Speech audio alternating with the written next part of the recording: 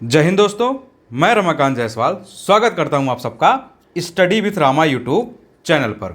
उम्मीद है दोस्तों आप सब स्वस्थ होंगे, मस्त होंगे, बहुत ही बेहतरीन तरीके से अपनी पढ़ाई कर रहे होंगे। आप सब जिस भी एग्जाम के लिए दोस्तों प्रिपरेशन कर रहे होंगे उसके लिए बहुत सारा मेहनत कर रहे हो, एकदम ईमानदारी से आप सब अपनी पढ़ाई कर रहे होंगे। आप सब जानते हैं दोस्तों ये हमारा जो करंट अफेयर्स की जो सीरीज चलाई जा रही है दोस्तों, उसी क्रम में दोस्तों हमारा आज यह कौन सा लेक्चर है दोस्तों? आज हमारा यह 7वां लेक्चर है। और आप सब जानते हैं दोस्तों यह 3 एग्जामों को लेके फुली रूप से क्या है, डेडिकेटेड है। जो आपको दोस्तों हर एक वीडियो के इंट्रोडक्शन में दोस्तों बताया जाता है कि यह 3 एग्जामों के लिए फुली रूप से डेडिकेटेड है दोस्तों। वह 3 एग्जाम कौन से हैं दोस्तों? एक तो आपको दोस्तों जो 14 मई को पीसीएस का एग्जाम होने वाला है, तो आप देख रहे हैं दोस्तों उसके लिए बहुत कम टाइम बचा है। 14 मई को आपका पीसीएस का एग्जाम होने वाला है, उसके लिए मुश्किल से आपके पास 1 महीना 10 दिन 12 दिन जो भी बचा है इस तरह के बचा है। बाकी आईएएस का एग्जाम है दोस्तों जो 28 मई को होने वाला है, तो बस 10 दिन उससे ज़्यादा है, आप जोड़ लीजिएगा 10-12 दिन तो हो जाएगा। और यूपीएफओ का जो एग्जाम है दोस्तों जिसकी अभी डेट नहीं आई है, संभावना यही है दोस्तों कि जुलाई, अगस्त, सितंबर, अक्टूबर, कराया तो 2023 में ही जाएगा, तो इसी बीच दोस्तों कभी भी यह कराया जा सकता। तो यह जो 3 एग्जाम है दोस्तों जो अभी आपके 1 से 1.5 महीने के बीच होने वाले हैं, इन्हीं 3 एग्जामों के लिए दोस्तों यह फुली रूप से डेडिकेटेड रूप से दोस्तों यह सीरीज चलाई जा रही है करंट अफेयर्स यानी समसामयिक घटनाओं के बारे में। बाकी दोस्तों इस दौरान जितने भी आपके अपकमिंग एग्जाम है दोस्तों, जिस भी 2023 के दोस्तों जो भी इस दौरान एग्जाम होने वाले हैं, तो आप सब देखेंगे दोस्तों यह जो करंट अफेयर्स की सीरीज है उन सब एग्जामों के लिए भी दोस्तों बहुत ही लाभदायक होने वाला है। क्योंकि आप सब जानते हैं दोस्तों हर एक एग्जाम में दोस्तों करंट अफेयर्स का अच्छा खासा वेटेज होता है और बहुत बड़ी मात्रा में दोस्तों क्या होता है, करंट अफेयर्स से सवाल पूछे जाते हैं और ये बहुत आसान होते हैं, पढ़ने में मजा भी आता है दोस्तों, और इससे नंबर आप बहुत आसानी से ले आएंगे। क्योंकि आप देखेंगे दोस्तों, आप इसी यूपी पीसीएस में देख लीजिए, आप लगभग 25 से 30 क्वेश्चन आते हैं। इसी तरह दोस्तों आईएएस में भी लगभग 20 से 25 के करीब आसपास क्वेश्चन। यही हाल दोस्तों ईपीएफओ का लगभग मैंने 25 से 30 क्वेश्चन दोस्तों आप बहुत ही आसानी से इसमें नंबर ला सकते हैं। बाकी आप history, polity, geography, environment, ecology, science जो कुछ है दोस्तों वहां से आप करेंगे तो उन सब चीज़ों को लगभग हर कोई एक करा होता है। तो करंट अफेयर्स के दोस्तों आपके सवाल गलत नहीं होने चाहिए। तो उसी के लिए दोस्तों क्या हम कर रहे हैं, हैंड रिटन रूल में दोस्तों आपको देख रहे होंगे कि आपको चुनिंदा करंट अफेयर्स लाया जा रहा है। सारे के सारे करंट अफेयर्स दोस्तों आपको नहीं पढ़ाया जा रहा है, क्योंकि उसके लिए आपके पास भी समय कम है, हमारे पास समय कम है दोस्तों। हम चाहते हैं कि आपको कम समय में कुछ अच्छा चीज़ दे सके जिनसे ज़्यादा आपको लाभदायक हो। तो दोस्तों प्रीवियस ईयर क्वेश्चन पेपर के एनालाइज के हिसाब से दोस्तों क्या किया है हमने दोस्तों, यह सीरीज तैयार किया है जो आपको डेली, जब तक आपका एग्जाम नहीं हो जाएगा दोस्तों, आपको डेली दोस्तों सीरीज क्या होगी, प्रोवाइड कराई जाएगी, जिनसे 100% क्वेश्चन बनने की संभावना है दोस्तों। उन्हीं फैक्ट को, उन्हीं कॉन्सेप्ट को दोस्तों इस वीडियो में शामिल किया जा रहा है। तो आप सब दोस्तों नियमितः इस जितने भी वीडियोस में अपलोड हो रहे हैं, करंट अफेयर्स 2023 के नाम से दोस्तों प्लेलिस्ट बनी हुई है, तो आप सब दोस्तों प्लेलिस्ट में जाके आप नियमितः वीडियो को देखेंगे और साथ साथ चीजों को नोट डाउन करते चलेंगे। चलिए दोस्तों हम अपना पहला जो फैक्ट उसको शुरू करते हैं। तो इससे पहले मैं इरेज कर देता हूं, फिर आप, ताकि आपको देखने में सुविधा हो, तो उसको फिर हम शुरू करते हैं। चलिए अब हम चलते हैं दोस्तों अपने पहले फैक्ट की तरफ। तो आप सब क्या करेंगे दोस्तों, अपना कॉपी पेन उठा लेंगे, साथ ही साथ अपना नोट्स बनाते चलेंगे, क्योंकि नोट्स दोस्तों आपको रिवीजन में बहुत ही लाभदायक रहेगा जब आपके एग्जाम 2 या 3 दिन बचेंगे। तो चलिए इसी क्रम में दोस्तों हमारा सबसे पहला फैक्ट क्या है दोस्तों, वह है नीरज चोपड़ा के बारे में। आप नीरज चोपड़ा के बारे में तो दोस्तों हर एक बच्चा अच्छे से जानता हो, जो अगर तैयारी कर रहा होगा, न्यूज़पेपर पढ़ रहा होगा या कंपटीशन से जुड़ा होगा दोस्तों, तो नीरज चोपड़ा को तो हर एक जानता है। जो तैयारी नहीं करते दोस्तों वह भी जानते हैं, क्योंकि जानते हैं ना दोस्तों, इन्हीं के नाम पर ही भाला फेंक दिवस शुरू किया गया है। आप तो अब लिंक कर लेंगे ना, जेवलिन थ्रो, भाला फेंक वाला जो सिस्टम है वो नीरज चोपड़ा से जुड़ा है। तो यहाँ अब यह क्यों चर्चा में, तो देखिए हुआ क्या दोस्तों, कुछ स्विट्जरलैंड की जो पर्यटन संस्था है दोस्तों, उन्होंने क्या किया, इनको फ्रेंडशिप एम्बेसडर बनाया है, अपना मैत्री दूत किया है नवंबर 2022 में। तो याद रखिएगा दोस्तों नीरज चोपड़ा के बारे में तो आप भाला फेंक वाला, जेवलिन थ्रो वाला चीज़ें जानते ही जानते हैं। यहाँ एक्स्ट्रा पॉइंट यह है दोस्तों नीरज चोपड़ा के बारे में कि जो स्विट्जरलैंड है दोस्तों, स्विट्जरलैंड ने दोस्तों जो स्विट्जरलैंड की जो पर्यटन है, यानी दोस्तों जो स्विट्जरलैंड में जो टूरिज्म से संबंधित ऑर्गेनाइजेशन है या डिवीजन है जो टूरिज्म से संबंधित वहाँ काम करती है, तो स्विट्जरलैंड पर्यटन ने क्या किया दोस्तों, नीरज चोपड़ा को फ्रॉम फ्रेंडशिप एम्बेसडर नियुक्त किया है। फ्रेंडशिप एम्बेसडर का मतलब होता है दोस्तों मैत्री दूत नियुक्त किया है। कब किया है, नवंबर 2022 में। तो फ्रेंडशिप एम्बेसडर यानी मैत्री दूत कौन बनाए गए दोस्तों, नीरज चोपड़ा बनाए गए हैं स्विट्जरलैंड के लिए। तो यह आप अच्छे से याद रखिएगा। चलते हैं अब हम दोस्तों अपने नेक्स्ट फैक्ट की तरफ, हुआ क्या है उसको देखते। तो देखिए अब बात करते हैं दोस्तों कबड्डी विश्व कप 2025 के बारे में। तो देखिए यह बात किसकी हो रही, कबड्डी विश्व कप 2025 का। इसका आयोजन कहाँ कराया जाएगा दोस्तों, तो हो जाएगा दोस्तों पश्चिम मिडलैंड्स में। कहाँ पड़ता है दोस्तों, ब्रिटेन में पड़ता है। और पहली बार दोस्तों यह एशिया के बाहर होगा और इसी को दोस्तों WKF जो होता है दोस्तों वो वर्ल्ड कबड्डी फेडरेशन। देखिए क्या है आपको याद रखना है, आपको यह याद रखना है दोस्तों, यह बात कर रहा है कबड्डी वर्ल्ड कप 2025 के बारे में। यानी कबड्डी से लेके दोस्तों, कबड्डी से संबंधित जो भी वर्ल्ड कप होगा वह कब होगा, 2025 में जो वर्ल्ड कप होगा दोस्तों, इसका आयोजन कहां कराया जाएगा, तो वह कराया जाएगा दोस्तों पश्चिमी मिडलैंड्स में। तो आप यह जगह अच्छे से याद रखिएगा। और यह पश्चिमी मिडलैंड्स कहां पड़ता है दोस्तों, तो ब्रिटेन में पड़ता है। तो आप यह भी याद रखिएगा कि कबड्डी विश्व कप कब होगा, इसका आयोजन 2025 में होगा। कबड्डी का वर्ल्ड कप अभी क्या चल रहा है दोस्तों, 2023 चल रहा है, यानी 2 साल बाद दोस्तों इसका आयोजन होगा। और आपके लिए यह शहर इंपॉर्टेंट है दोस्तों कि कौन सा, पश्चिम मिडलैंड्स, जो कहां पड़ता है दोस्तों, ब्रिटेन पड़ता है, वहां पर होगा। इस तरह से देखा जाए दोस्तों तो पहली बार एशिया के बाहर यह कबड्डी होगी। तो यहाँ पे याद रखिएगा दोस्तों, आप सब जानते हैं दोस्तों ब्रिटेन जो है एशिया के बाहर है। तो पहली बार दोस्तों ब्रिटेन आप देखेंगे दोस्तों कहाँ पर पड़ता है, यूरोप में पड़ता है। तो पहली बार इस तरह से आप देखेंगे दोस्तों, यहाँ फर्स्ट टाइम का नाम आया है ना।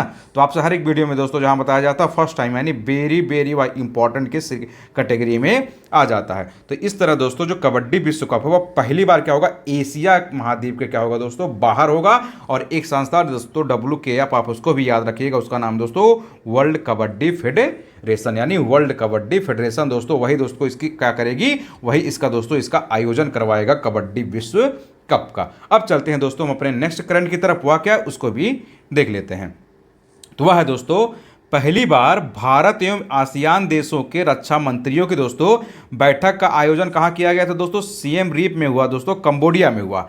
कब हुआ दोस्तों, यह नवंबर 2022 में हुआ। इसका उद्देश्य क्या था दोस्तों, इसका उद्देश्य था भारतीय आसियान संबंधों की जो 30वीं वर्षगांठ था दोस्तों उसी को मनाना था। और भारत की तरफ से दोस्तों रक्षा मंत्री राजनाथ सिंह इसमें दोस्तों क्या हुए थे, शामिल हुए थे। किसकी बात कर रहा है दोस्तों, आपको याद क्या रखना है, पहली बार। आप यहां भी दोस्तों शब्द देख रहे होंगे, फर्स्ट टाइम शब्द आ रहा है, इसका मतलब यह क्या है, वेरी वेरी इंपॉर्टेंट की कैटेगरी में आता है। तो पहली बार दोस्तों भारत एवं आसियान देशों के रक्षा मंत्रियों की बैठक। यहां किसकी बात हो रही है दोस्तों, यह भी कीवर्ड आप याद रखिएगा, रक्षा मंत्री यानी डिफेंस मिनिस्टर की बात हो रही है। डीएम मतलब डिस्ट्रिक्ट मतलब स्टेट में समझ लीजिएगा जिलाधिकारी। यहां डिफेंस मिनिस्टर की बात हो रही है दोस्तों कि पहली बार भारत एवं आसियान देशों के जो रक्षा मंत्रियों की बैठक का आयोजन किया गया दोस्तों, वह कहां पर किया गया, सिएम रिएप में किया गया दोस्तों। यह नाम आप याद रखिएगा दोस्तों, इसको भी बोला जाता है, इसकी हिंदी ऐसे हो सकती है सीएम रिएप या रीप दोस्तों, जिस तरह से आप इसको पढ़ना चाहें। तो सीएम रीप में हुआ था दोस्तों। यह कहां पड़ता है, यह पड़ता है दोस्तों कंबोडिया में पड़ता है। तो अब इसको याद रखिएगा, यह हुआ कब था दोस्तों, यह नवंबर 2022 में हुआ। अब यहां पर कंबोडिया यानी सीएम रीप में दोस्तों जो डिफेंस मिनिस्टर्स का दोस्तों भारत और आसियान के रक्षा मंत्रियों की जो बैठक कराई गई, इस बैठक को कराने का उद्देश्य क्या था, तो देखिए उद्देश्य क्या था दोस्तों, वह था भारत और आसियान संबंधों की दोस्तों 30वीं वर्षगांठ मनाना था। यानी क्या हो गया था दोस्तों कि 30वीं वर्षगांठ दोस्तों क्या हो रहा था, भारत और आसियान अपने संबंधों का क्या कर रहा था, तीसवीं एनिवर्सरी मना रहा था। वर्षगांठ का मतलब हो रहा है 30 एनिवर्सरी वह मना रहे थे। आप सब जानते हैं ना दोस्तों, शादी का सालगिरह मनाते हैं, एनिवर्सरी मनाते हैं। तो इसी तरह दोस्तों भारत और आसियान दोस्तों क्या कर रहा था, अपने रिलेशन की, अपने मित्रता की 30वीं वर्षगांठ मनाना दोस्तों इसका उद्देश्य था। और इसमें दोस्तों भारत की तरफ से किसने भाग लिया था, तो भारत के वर्तमान में दोस्तों रक्षा मंत्री कौन है, आप सब जानते होंगे दोस्तों, राजनाथ सिंह। तो आप इसको अच्छे से याद रखिएगा कि भारत की तरफ से रक्षा मंत्री राजनाथ सिंह ने इसमें भाग लिया था। अब यह जो आसियान है दोस्तों, आसियान के बारे में आपसे वीडियो में आगे स्पेशल रूप से चर्चा किया गया है, आसियान के बारे में पूरी तरह से कि आसियान क्या है। तो आप धैर्य बनाए रखिए, इसी वीडियो में दोस्तों, दूसरे वीडियो में नहीं, इसी वीडियो में दोस्तों जब हम समापन की तरफ बढ़ेंगे तो उसमें आसियान के बारे में अच्छे से चर्चा किया गया है। अब चलते हैं दोस्तों अपने नेक्स्ट करंट की तरफ, हुआ क्या है उसको भी देख लेते हैं। तो वह है दोस्तों champion of the earth award 2022 के बारे में। यह दोस्तों किसने दिया है दोस्तों, UNEP ने दिया है। और यह दोस्तों क्या होता है, सर्वोच्च पर्यावरण सम्मान होता है। और यह मिला किसको दोस्तों, डॉक्टर पूर्णिमा बर्मन को मिला है, व्यावसायिक दूरदृष्टि श्रेणी में दोस्तों, यानी इंटरप्रेन्योरियल विजन। आप इसको अच्छे से याद रखिएगा। क्या आप याद रखना है दोस्तों, आप याद रखिएगा दोस्तों, हम बात किसकी कर रहे हैं दोस्तों, champion of the earth award 2022।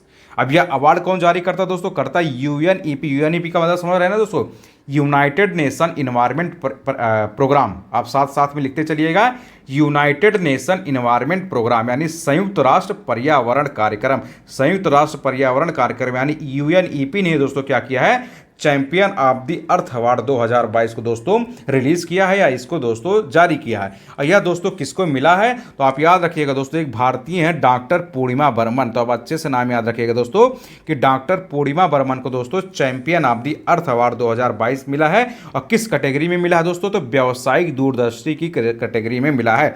व्यावसायिक का मतलब आप यहाँ देख रहे होंगे दोस्तों, इंटरप्रेन्योरियल विजन की कैटेगरी में दोस्तों डॉक्टर पूर्णिमा बर्मन को क्या मिला है दोस्तों, champion of the earth award 2022 का मिला है। तो आप यह नाम याद रखिएगा दोस्तों।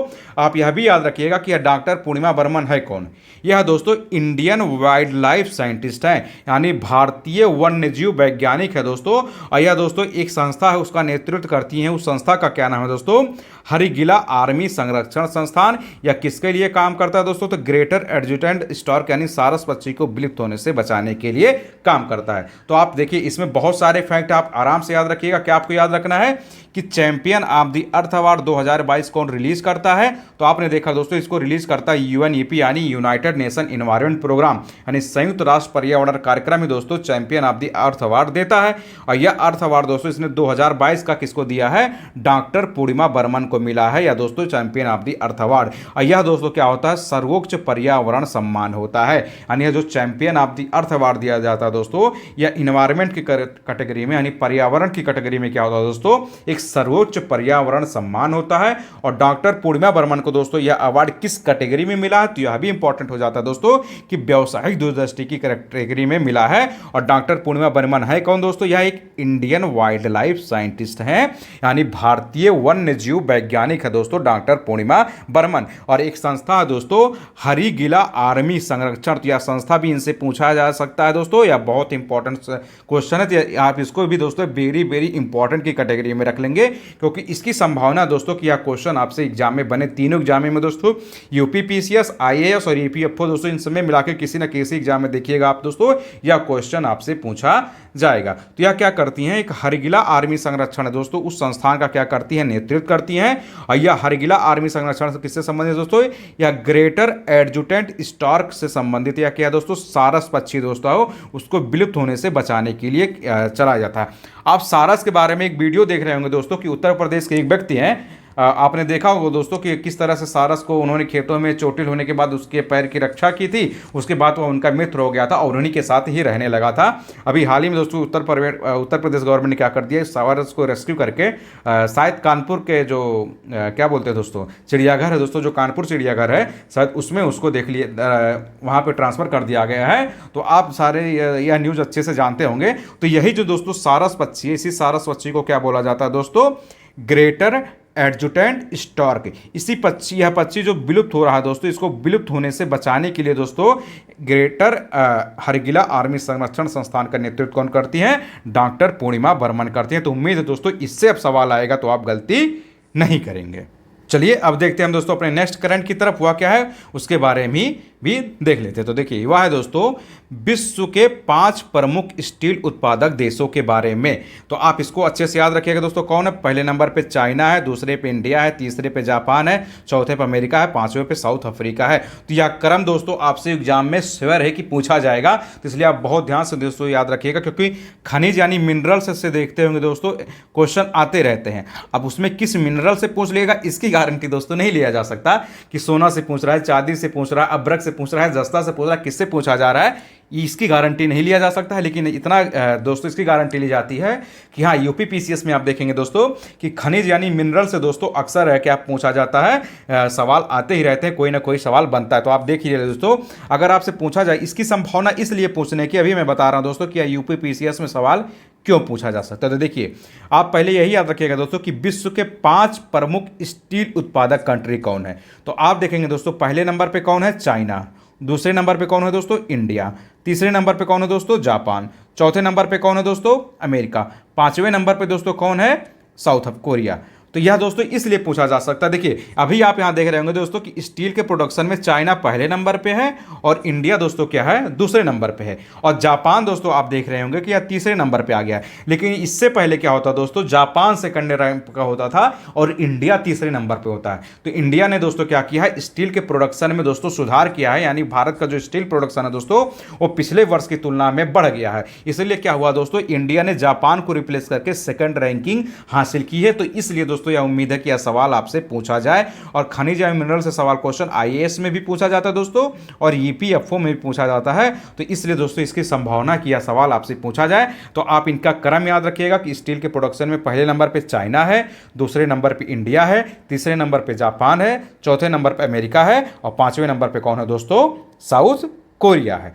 अब चलते हैं हम दोस्तों अपने नेक्स्ट करंट की तरफ, हुआ क्या उसको भी देख लेते हैं। तो वह है दोस्तों 17वें G20 शिखर सम्मेलन के आयोजन के बारे में। इसका आयोजन कहाँ किया गया दोस्तों, बाली इंडोनेशिया में किया गया है। इसमें भारत का प्रतिनिधित्व किसने किया दोस्तों, प्रधानमंत्री मोदी ने दोस्तों इसमें प्रतिनिधित्व किया है। और शायद दोस्तों इसके बारे में आपको पढ़ाया जा चुका है 17वें G20 शिखर के बारे में पिछले वीडियो में, लेकिन आप यहां भी देख लीजिए। इसकी थीम क्या है दोस्तों, इसकी थीम है दोस्तों रिकवर टुगेदर रिकवर स्ट्रॉन्गर। तो आप याद रखिएगा दोस्तों, यह जो 17वां G20 शिखर सम्मेलन है, तो इसके बारे में शायद पिछले वीडियो में आपसे डिस्कस किया गया है। तो अगर यहां भी डिस्कस हो रहा है तो आप इसका मतलब यह समझ लीजिए दोस्तों कि यह इंपॉर्टेंट क्वेश्चन बन सकता है, क्योंकि इस तरह के सवाल पूछे जाते हैं। तो जो 17वां G20 शिखर सम्मेलन का आयोजन कहाँ हुआ था दोस्तों, यह हुआ था बाली में। और बाली कहाँ पड़ता है दोस्तों, इंडोनेशिया में पड़ता है। और इस 17वें G20 शिखर सम्मेलन का अगर आप देखेंगे दोस्तों कि भारत का प्रतिनिधित्व किसने किया था दोस्तों, तो प्रधानमंत्री मोदी जी दोस्तों इसमें भारतीय प्रतिनिधि के रूप में क्या हुए थे, शामिल हुए थे। और इसकी जो थीम रखी गई थी दोस्तों, आप थीम भी देखिएगा क्या था, रिकवर टुगेदर रिकवर स्ट्रॉन्गर। तो कभी कभी थीम आपसे पूछा जाता है। और आप दोस्तों यह तो बहुत अच्छे से जानते होंगे दोस्तों, 18वां G20 शिखर सम्मेलन कहां हुआ है, यह इंडिया में हुआ है। इसके बारे में दोस्तों यहां इसलिए नहीं बताया जा रहा, इसके लिए कि इस सेपरेट वीडियो आपके लिए लाया जाएगा, क्योंकि इससे दोस्तों क्या है, 18वां या जो G20 शिखर सम्मेलन हुआ है, इससे पूरी की पूरी संभावना है कि क्वेश्चन आपसे पूछा जाए।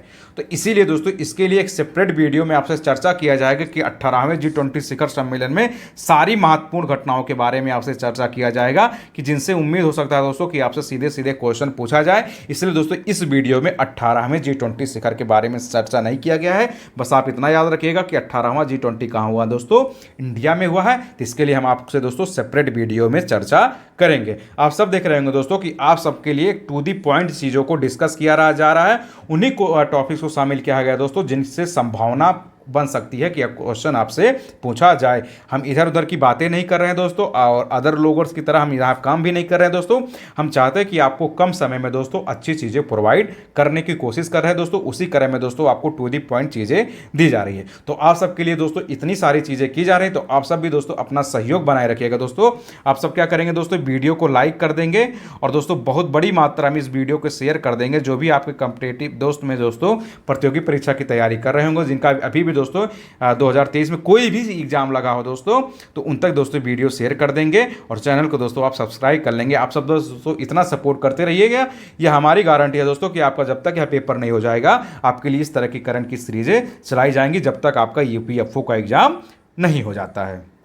तो चलिए अब चलते हैं हम दोस्तों अपने नेक्स्ट करंट की तरफ, हुआ क्या उसको भी देख लेते हैं कि उससे क्या क्वेश्चन बन सकता है, तो उसको भी आप देख लीजिए। तो अब हम बात करने वाले दोस्तों किसकी, 7th ग्लोबल टेक्नोलॉजी समिट की, यानी वैश्विक प्रौद्योगिक सम्मेलन की। इसका आयोजन कहाँ हुआ दोस्तों, आयोजन हुआ दोस्तों न्यू दिल्ली में। किसके द्वारा किया गया है, विदेश मंत्रालय द्वारा दोस्तों कार्नेगी इंडिया के साथ मिलकर किया गया है। इसकी थीम क्या थी दोस्तों, जियो पॉलिटिक्स ऑफ टेक्नोलॉजी। किसकी हम बात कर रहे हैं दोस्तों, हम बात कर रहे हैं दोस्तों 7वें यानी 7th ग्लोबल टेक्नोलॉजी समिट, यानी वैश्विक प्रौद्योगिक सम्मेलन की। आप याद रखिएगा दोस्तों, जो 7वां ग्लोबल टेक्नोलॉजी समिट हुआ है दोस्तों, वैश्विक प्रौद्योगिक सम्मेलन हुआ है, इसका आयोजन कहाँ कराया गया दोस्तों, तो इसका जो आयोजन होता है दोस्तों वह न्यू दिल्ली में होता है।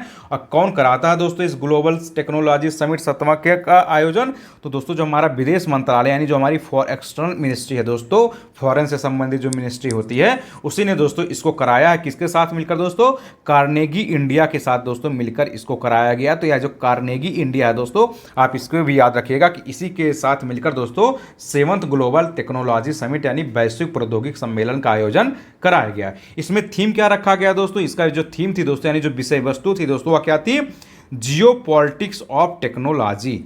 आप जान रहे हैं ना दोस्तों, भू राजनीति, जियो पॉलिटिक्स का मतलब समझ रहे हैं ना दोस्तों, भू राजनीति ऑफ टेक्नोलॉजी, यानी प्रौद्योगिकी की भू राजनीति। अभी सब आप सब देख रहे होंगे दोस्तों कि अब दुनिया क्या है दोस्तों, टेक्नोलॉजी के सेक्टर में बहुत तेजी से उभर रहा है। हर एक दुनिया दोस्तों आप देख रहे होंगे, आर्टिफिशियल इंटेलिजेंस हुआ दोस्तों, रोबोट टेक्नोलॉजी के बारे में हुआ, नैनो टेक्नोलॉजी के बारे में दोस्तों हर एक देश अच्छा प्रदर्शन करना चाह रहा है और दुनिया बहुत तेजी से बढ़ रही है दोस्तों। एक तो देख रहे हैं आज के समय दोस्तों सोशल मीडिया का जमाना है, यानी सारी चीज़ें टेक्नोलॉजी पर ही डिपेंड कर रही है। गूगल की तरह देख रहे होंगे दोस्तों, जी पैड आ गया है, जी पैड का नया वर्जन आ रहा है। इस तरह के जी पैड चैट करके जो भी है दोस्तों, जी चैट जी पैड जो भी है, इस तरह की चीज़ें बहुत बड़ी मात्रा में बढ़ रही है। तो इसीलिए दोस्तों अब अभी तक जियो पॉलिटिक्स किसकी हो रही थी लैंड के लिए हो रही थी कि हाँ हम अपना प्रभुत्व स्थापित करेंगे, हम इस देश की बाउंड्री को शामिल करिए, क्षेत्र हमारा हो। लेकिन अब जियो पॉलिटिक्स किसकी होने लगी है दोस्तों, टेक्नोलॉजी की, यानी अब प्रौद्योगिकी की भू राजनीति होने लग रही है। दुनिया अब इसी होड़ में लगी है कि कौन टेक्नोलॉजी के सेक्टर में सुप्रीम बन रहा है। तो आप इसको अच्छे से याद रखिएगा। अब चलते हैं हम दोस्तों अपने नेक्स्ट करंट की तरफ, हुआ क्या उसको भी देख लेते हैं। तो वह दोस्तों समन्वय 2022 के बारे में। इसका आयोजन कहाँ हुआ दोस्तों, इसका आयोजन हुआ आगरा में IAF के द्वारा, मतलब इंडियन एयर फोर्स के द्वारा। इसमें क्या किया गया दोस्तों, इसमें एक HADR अभ्यास कराया गया जिसको बोला जाता है दोस्तों humanitarian assistant and disaster relief. ASEAN देशों के प्रतिनिधियों ने दोस्तों इसमें क्या लिया था, भाग लिया था। किसकी बात कर रहे हैं हम दोस्तों, समन्वय 2022। तो आप अच्छे से याद रखिएगा दोस्तों कि यह समन्वय 2022 का आयोजन कहाँ कराया गया है, तो आयोजन हुआ है दोस्तों आगरा में। और आयोजन किसने कराया था दोस्तों, IAF का मतलब होता है दोस्तों इंडियन एयर फोर्स, यानी भारतीय वायुसेना की यहाँ बात हो रही है दोस्तों। तो अच्छे से याद रखिएगा कि जो समन्वय 2022 का आयोजन किसने कराया था दोस्तों, भारतीय वायुसेना ने कराया था दोस्तों। इसमें आसियान देशों के प्रतिनिधियों ने भाग लिया था। अभी आपसे बोला गया दोस्तों कि आसियान के बारे में दोस्तों इसी वीडियो में आगे डिस्कस किया जाएगा, तो आप इस पर भरोसा करिए। इसी वीडियो में दोस्तों आपसे आगे आसियान देख रहे हैं ना, दो बार आ चुका, तो यानी ये बहुत इंपॉर्टेंट हो जाता आसियान ऑर्गेनाइजेशन। इस आसियान के बारे में आप धैर्य बनाइए, वीडियो जो इस तरह से जब आप समाप्त होगा आप देखेंगे आपसे वहां पर चर्चा किया गया है। तो इसमें क्या हुआ था दोस्तों, समन्वय में आसियान देशों के प्रतिनिधियों ने भाग लिया था दोस्तों। यह एक HADR अभ्यास है। आप अभी तक देख रहे हो ना दोस्तों, मिलिट्री एक्सरसाइज होती है, नेवल एक्सरसाइज होती है, नौसेना अभ्यास, समुद्री अभ्यास। तो ये इस तरह से दोस्तों यह जो समन्वय हुआ है यह एक HADR अभ्यास है। HADR का मतलब दोस्तों होता है humanitarian assistant and disaster relief, यानी मानव से संबंधित जो कुछ भी सहायता होती है दोस्तों, और डिजास्टर रिलीफ से संबंधित जितनी भी आपदाएं जो कुछ आती रहती है दोस्तों ना, जैसे देखते हो लैंडस्लाइड आ जाता है, भूस्खलन आ जाता है, बहुत बड़ी मात्रा में अर्थक्वेक आ जाता है, भूकंप आ जाता है। तो इस तरह की चीज़ों को लिए दोस्तों क्या किया गया था, यह समन्वय 2022 का आयोजन कराया गया था। तो आप इसको अच्छे से याद रखिएगा। अब चलते हैं दोस्तों अपने नेक्स्ट करंट की तरफ, हुआ क्या है उसको भी अच्छे से देख लेते हैं। तो वह है दोस्तों मालाबार 2022 के बारे में। तो आप अच्छे से याद रखिएगा दोस्तों, यह मालाबार क्या है, यह है दोस्तों मल्टीनेशनल मैरीटाइम एक्सरसाइज। यह कहाँ पर हुआ दोस्तों, साउथ ऑफ कांटो यानी जापान में हुआ है। इसमें कुल 4 देश दोस्तों भाग लेते हैं, इंडिया, जापान, ऑस्ट्रेलिया और अमेरिका। तो आप अच्छे से याद रखिएगा दोस्तों मालाबार एक्सरसाइज के बारे में। यह क्वेश्चन कई बार आप देखेंगे, प्रीवियस ईयर क्वेश्चन पेपर उठा के देखेंगे दोस्तों, तो आपसे दोस्तों यह क्वेश्चन कई बार पूछा जा चुका है मालाबार एक्सरसाइज के बारे में। तो आप याद रखिएगा दोस्तों, यह जो मालाबार एक्सरसाइज 2022 में हुआ है, किसी भी ईयर में हो लेकिन एक्सरसाइज वही होती है। तो देखिए यह क्या है दोस्तों, यह एक मल्टीनेशनल मैरीटाइम एक्सरसाइज है, यानी बहुराष्ट्रीय समुद्री अभ्यास है।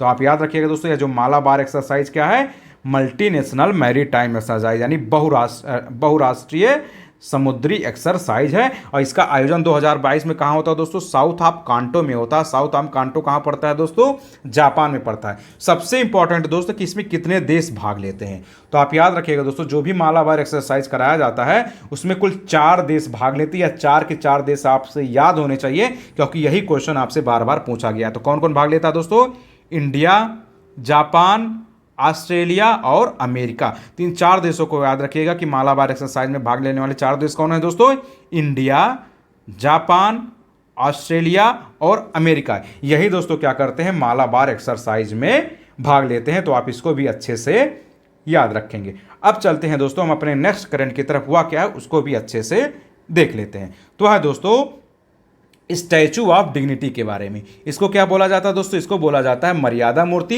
इसका अनावरण दोस्तों अयोध्या में कराया गया है यूपी गवर्नमेंट के द्वारा।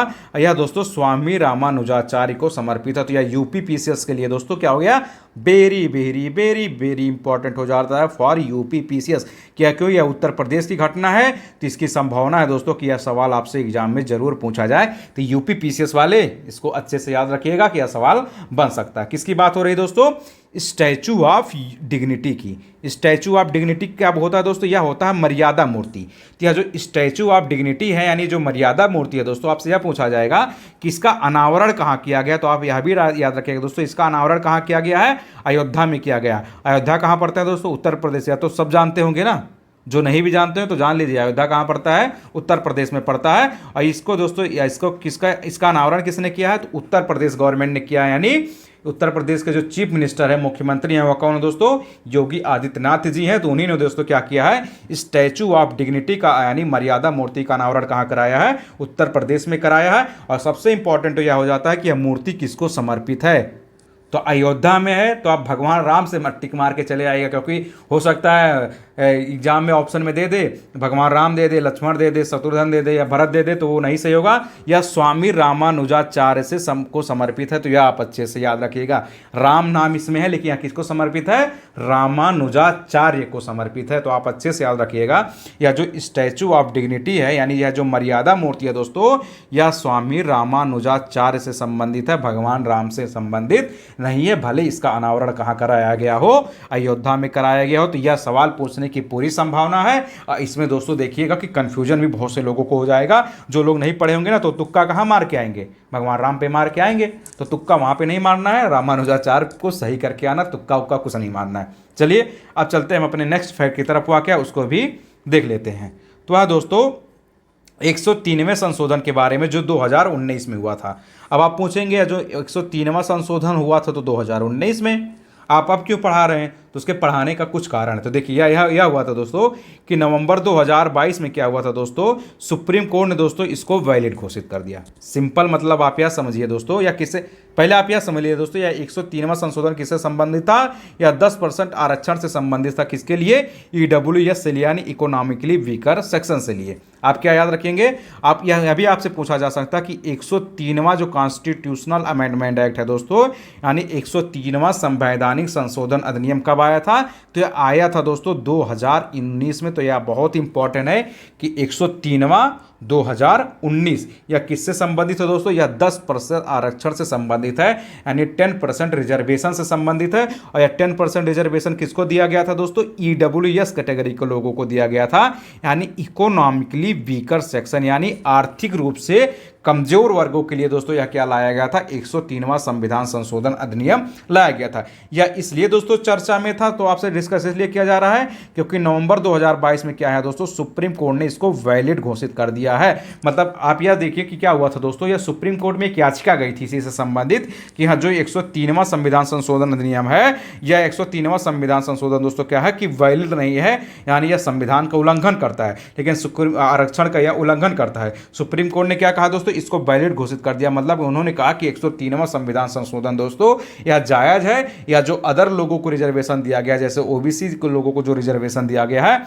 या जो दोस्तों SC ST को जो रिजर्वेशन दी जाती है, उसका किसी भी तरह से दोस्तों यह उल्लंघन नहीं करता है। तो यह दोस्तों चर्चा में रहा है दोस्तों। सुप्रीम कोर्ट की इस पर वर्डिक्ट आ चुकी है। तो आप जानते भी दोस्तों, जिस भी मुद्दे पर सुप्रीम कोर्ट की वर्डिक्ट आ जाती है तो वह क्वेश्चन आपके लिए बहुत बहुत इंपॉर्टेंट हो जाता है। तो इसलिए दोस्तों 103वां संविधान संशोधन के बारे में आपसे यहाँ चर्चा किया गया है। अब चलते हैं दोस्तों हम अपने नेक्स्ट करंट की तरफ। हुआ क्या उसको भी अच्छे से देख लेते हैं। तो है दोस्तों अब आते हैं हम आसियान के बारे में। अभी आपसे बार कहा गया था ना दोस्तों कि आसियान के बारे में अभी आपसे वीडियो में चर्चा किया जाएगा। तो हमने जो वादा किया था उसको इसी वीडियो में पूरा कर दे रहा हूँ, नहीं तो आप कमेंट में आएंगे कहेंगे सर आप तो बार कह रहे थे कि आसियान के बारे में चर्चा करेंगे, आसियान के बारे में चर्चा करेंगे, आपने किया नहीं। तो आप देख लीजिए आसियान के बारे में, क्योंकि आसियान दो बार आ चुका है इसी वीडियो में, इसी 2 टॉपिक्स में दोस्तों 2 बार आसियान आ चुका है। तो उम्मीद है कि आसियान संस्था से कोई ना कोई क्वेश्चन बनाया जाए। देखिए हम संभावना लगा सकते हैं, हम गेस लगा सकते हैं प्रीवियस ईयर क्वेश्चन पेपर के एनालिसिस के ऊपर पे। अब ये होता है दोस्तों एग्जाम पेपर को जो सेट करते हैं उनके ऊपर होता है। अगर हमारा पढ़ाया हुआ फंस जाएगा तो आप दोस्तों इसका श्रेय हमें दे सकते हैं, नहीं फंसेगा दोस्तों तो उसमें हम फिर क्या ही कर सकते हैं। चलिए अब हम आसियान को देख लेते हैं कि आसियान क्या है। तो आसियान दोस्तों आप याद रखिएगा दोस्तों, इसका फुल फॉर्म सबसे पहले ये होता है association of south east Asian Nations, यानी दक्षिण पूर्व एशियाई राष्ट्रों का संगठन। तो आसियान की सबसे पहले आप यही याद रखिएगा किस कैसे बोला जाता है, ASEAN, 5 शब्दों से दोस्तों यह मिलकर बना है आसियान। आसियान क्या होता है दोस्तों, ASEAN यानी association of south east Asian nation, यानी दक्षिण पूर्व एशियाई राष्ट्रों का यह संगठन है दोस्तों। एक तो एशियाई राष्ट्र यानी यह सब एशियन कंट्री है, लेकिन साउथ ईस्ट एशियन कंट्री है यानी दक्षिण पूर्व जो एशियाई देश है दोस्तों, उनके बारे में अच्छे से या आप याद, अगर आप वर्ल्ड मैप समझते होंगे दोस्तों, तो वर्ल्ड मैप में दोस्तों आप जानते होंगे ना, वर्ल्ड मैप अगर आप समझते होंगे तो आप समझ गए होंगे दोस्तों कि साउथ ईस्ट एशिया की बात कहाँ हो रही है। यानी भारत का अगर आप वर्ल्ड में देखेंगे दोस्तों, जो मैप है जहाँ पर इंडिया बना हुआ है, इंडिया से नीचे आप इस साइड में देखेंगे दोस्तों, तो यही सब क्या हो जाता है, साउथ ईस्ट एशियन नेशन कहलाता है। जितना तो आप समझते होंगे। तो आसियान को क्या बोला जाता है दोस्तों, association of south east Asian Nations, यानी दक्षिण पूर्व एशियाई राष्ट्रों का संगठन। अब इंपॉर्टेंट इसमें क्या है दोस्तों, इसमें इंपॉर्टेंट यह है दोस्तों कि आसियान की स्थापना कब हुई थी।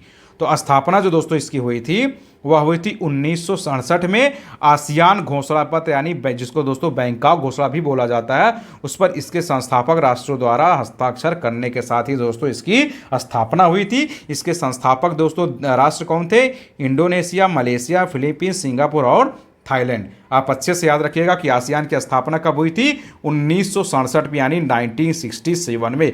तो यह दोस्तों हो सकता है कि मैचिंग वाले क्वेश्चन में आपसे पूछ लिया जाए कि कुछ संस्थाओं के नाम ले देगा और उनकी ईयर दिया जाता है। तो आसियान तो आप यहीं से याद कर लीजिए कि आसियान की स्थापना कब हुई थी, 1967 यानी 1967 में दोस्तों क्या किया गया था, आसियान का स्थापना किया गया था। आसियान की जो स्थापना हुई थी दोस्तों, वह आसियान घोषणा पत्र के माध्यम से हुई थी और इसी आसियान घोषणा पत्र को दोस्तों बैंकॉक घोषणा पत्र भी बोला जाता है। तो आप इसमें कंफ्यूज मत होइएगा एग्जाम में कि सर आसियान घोषणा पत्र पे सही करना है कि बैंकॉक घोषणा पत्र पे सही करना है। एग्जाम में एक ही आएगा, या तो आसियान घोषणा पत्र करके आएगा या बैंकॉक घोषणा पत्र करके आएगा, नहीं तो दोनों शब्द जब भी आएगा दोस्तों तो एक साथ आएगा।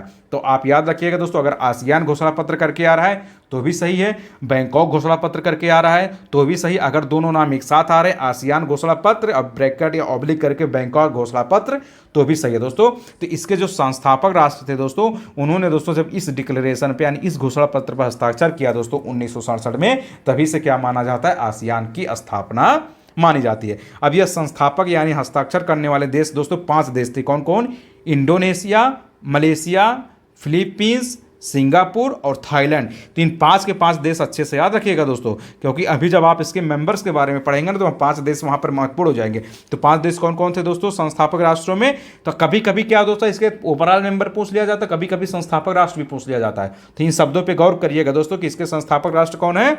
वह दोस्तों इंडोनेशिया, मलेशिया, फिलीपींस, सिंगापुर और थाईलैंड। या 5 के 5 दोस्तों क्या थे, आसियान के दोस्तों संस्थापक राष्ट्र रहे हैं। अब और इंपॉर्टेंट क्या हो जाता है दोस्तों इसमें कि आसियान दिवस कब मनाया जाता है। तो देखिए 8 अगस्त को दोस्तों क्या किया जाता है, आसियान दिवस मनाया जाता है। और आसियान का दोस्तों आदर्श वाक्य क्या, one vision, one identity, one community. तो आप अच्छे से याद रखिएगा दोस्तों, अगर पूछा जाए आपसे कि आसियान दिवस कब मनाया जाता है तो 8 अगस्त। आप अच्छे से याद रखिएगा दोस्तों कि जो 8 अगस्त की डेट होती है दोस्तों, वह डेट किस रूप में मनाया जाता है, वह आसियान डे के रूप में मनाया जाता है, यानी आसियान दिवस के रूप में मनाया जाता है। अगर आपसे पूछा जाए कि आसियान की दोस्तों आदर्श वाक्य क्या है दोस्तों, यानी आप जानते हैं दोस्तों जब भी किसी संस्था का गठन किया जाता है तो उसके लिए कुछ आइडियल, उसकी कुछ विचारधाराएं होती है, उसके कुछ आइडियल्स होते हैं। तो इसका जो आदर्श वाक्य है दोस्तों आसियान का वह है one vision, one identity, one community. One vision का मतलब दोस्तों एक दृष्टि या एक उद्देश्य, वन आइडेंटिटी का मतलब दोस्तों एक ही तरह की पहचान, और वन कम्युनिटी का मतलब होता है दोस्तों एक तरह के समुदाय। यानी यह जो आसियान के जो कंट्री हैं दोस्तों, जो आसियान में शामिल वाले मेंबर्स हैं दोस्तों, वह सब दोस्तों क्या कहने, उनका कहने का मतलब है कि हम लोग एक दूसरे में क्या करते हैं, अपने विजन को, अपने पहचान को, अपने समुदाय को साझा रूप में क्या करते हैं दोस्तों, एक दूसरे में सहयोग करते रहते हो। तो यह आदर्श वाक्य याद रखिएगा, वन विजन, वन आइडेंटिटी और वन कम्युनिटी के बारे में। और आसियान के बारे में एक महत्वपूर्ण फैक्ट और क्या है दोस्तों, उसको भी आप देख लीजिए। वह है दोस्तों कि इसके सदस्य राष्ट्र क्या हैं उससे। तो वर्तमान में दोस्तों 10 कंट्री दोस्तों क्या है, आसियान के मेंबर हैं। वह 10 कंट्री कौन कौन है आप उसको देख लीजिए। Brunei, Cambodia, Indonesia, Laos, Malaysia, Myanmar, Philippines, Singapore, Thailand, Vietnam. जल्दी हो गया, चलिए आराम से देख लेते हैं। तो देखिए यह बहुत इंपॉर्टेंट है दोस्तों, यह आपसे पूछा जा सकता है कि आसियान में वर्तमान में कितने कंट्री दोस्तों इसके मेंबर्स हैं। तो आप अच्छे से याद रखिएगा दोस्तों, वर्तमान में 10 कंट्री दोस्तों के यहाँ आसियान के मेंबर है, यानी 10 सदस्य राष्ट्र इसके हैं। कौन कौन से दोस्तों? एक है हमारा दोस्तों ब्रूनेई, एक है Cambodia, Indonesia, Laos, Malaysia, Myanmar, Philippines, Singapore, Thailand और वियतनाम। तो यह 10 के 10 दोस्तों क्या है आसियान के कंट्री हैं, जिसमें से दोस्तों 5 इसके संस्थापक ही हैं। संस्थापकों में कौन कौन था दोस्तों? अभी आपने देखा दोस्तों कि इंडोनेशिया दोस्तों क्या था, एक इसका आसियान का संस्थापक था, तो आपने यहाँ देखा था। मलेशिया भी दोस्तों आपने देखा था कि इसका आसियान का संस्थापक था। मलेशिया के साथ साथ दोस्तों फिलीपींस आपने देखा था, फिलीपींस इसका संस्थापक था। फिलीपींस के बाद आपने देखा था दोस्तों सिंगापुर इसका संस्थापक था, और थाईलैंड। तो यह 5 के 5 दोस्तों क्या थे आसियान के संस्थापक देश रहे। कौन कौन? तो यह 5 भी दोस्तों क्या हो गए इसके मेंबर्स हो गए, इंडोनेशिया, मलेशिया, फिलीपींस, सिंगापुर और थाईलैंड। और इन 5 के बाद दोस्तों और कौन आप याद रख लीजिएगा? 5 ब्रूनेई, कंबोडिया, लाओस, वियतनाम और म्यांमार। तो आपको या 10 के 10 मेंबर दोस्तों अच्छे से याद रहने चाहिए। कभी कभी क्या होता है दोस्तों, आपसे इस तरह से पूछा जाता है कि आसियान में वर्तमान में कितने मेंबर हैं, यानी कितने दोस्तों इसके कंट्री ऐसे हैं जो आसियान के सदस्य हैं। तो ये 10 हैं। और कभी कभी दोस्तों यह पूछा जाता है कि आसियान के संस्थापक 5 देशों के नाम बताइए। तो आप अच्छे से याद रखिएगा, एक बार आपसे बहुत रिपीट कर दिया जा रहा है, क्योंकि आसियान के लिए दोस्तों क्वेश्चन पूछा जा सकता है। तो वो कौन से संस्थापक पूछा जाए तो सिर्फ इंडोनेशिया, मलेशिया, फिलीपींस, सिंगापुर और थाईलैंड। और अगर जब संस्थापक छोड़ दिया जाएगा दोस्तों तब कौन कौन आएंगे इसको?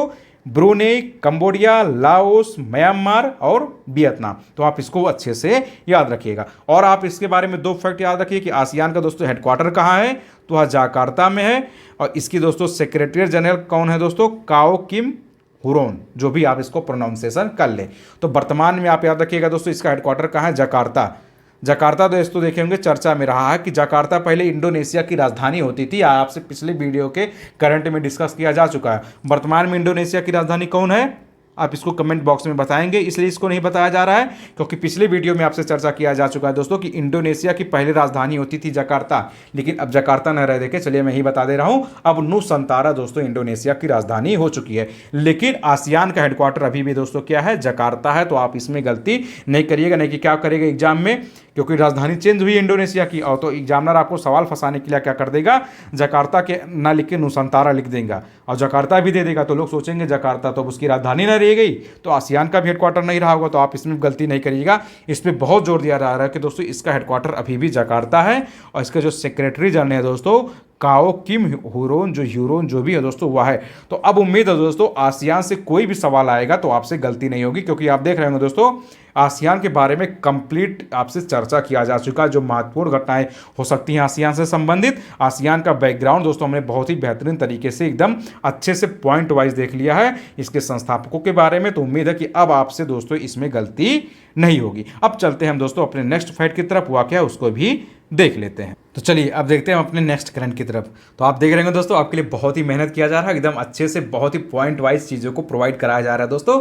तो बस आप सब दोस्तों अपना प्यार बनाए रहिएगा, आप चैनल को सपोर्ट करते रहिएगा दोस्तों, वीडियो को शेयर करता रहिएगा दोस्तों। हमें पूरा भरोसा है दोस्तों कि आप सब दोस्तों अच्छे बच्चे हैं, आप सब ग्रेजुएट हैं, आप सब अच्छे से कंपटीशन की तैयारी करते हैं। तो आप तो इस तरह तो समझ ही सकते हैं कि वीडियो को शेयर करना चाहिए, क्या करना चाहिए, इसको बताने की बार बार ज़रूरत नहीं है हमें दोस्तों। चलिए दोस्तों अब हम बात करते हैं अपने नेक्स्ट फैक्ट की तरफ, हुआ क्या है उसको भी देख लेते हैं। तो वह है दोस्तों फोर्ब्स के बारे में। क्या है दोस्तों?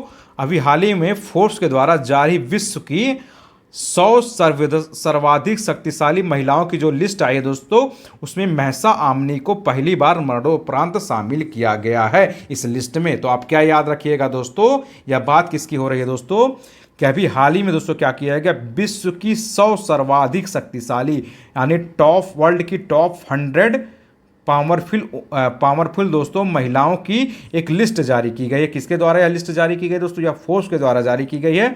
इसमें पहली बार किसको शामिल किया गया दोस्तों? महसा आमनी नाम की एक महिला दोस्तों, उनको शामिल किया गया, वह भी मरणोपरांत। तो दोस्तों इसकी संभावना बहुत है कि यह क्वेश्चन आपसे एग्जाम में पूछा जाए, तो आप इसको BBPP की कैटेगरी में डाल दीजिएगा, क्योंकि हो सकता है यह क्वेश्चन आपसे पूछा जाए।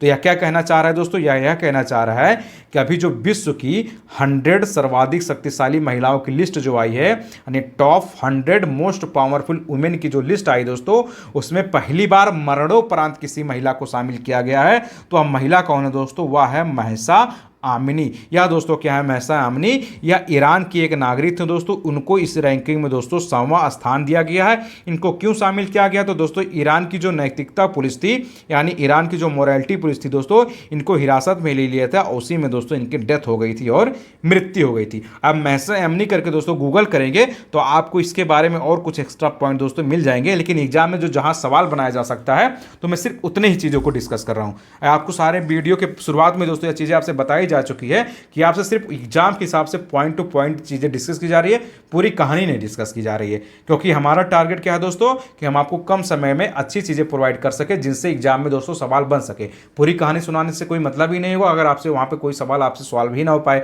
कोई क्वेश्चन आप कर ही ना पाए, अगर इससे कोई क्वेश्चन फ्रेम ही नहीं होगा तो पूरी राम कहानी सुना के हम क्या करेंगे। तो इसलिए दोस्तों हम क्या करना, हम सिर्फ आपको पॉइंट टू पॉइंट चीजें बता रहे हैं। अगर आप महसा आमिनी के बारे में और जानना चाहते हैं तो आप गूगल कर लीजिएगा, तो वहां से सवाल नहीं बनेगा, जो सवाल बनेगा सिर्फ वही डिस्कस किया जा रहा है। तो जो महसा आमिनी थी दोस्तों, वह ईरान की एक महिला थी, ईरान की एक नागरिक थी दोस्तों।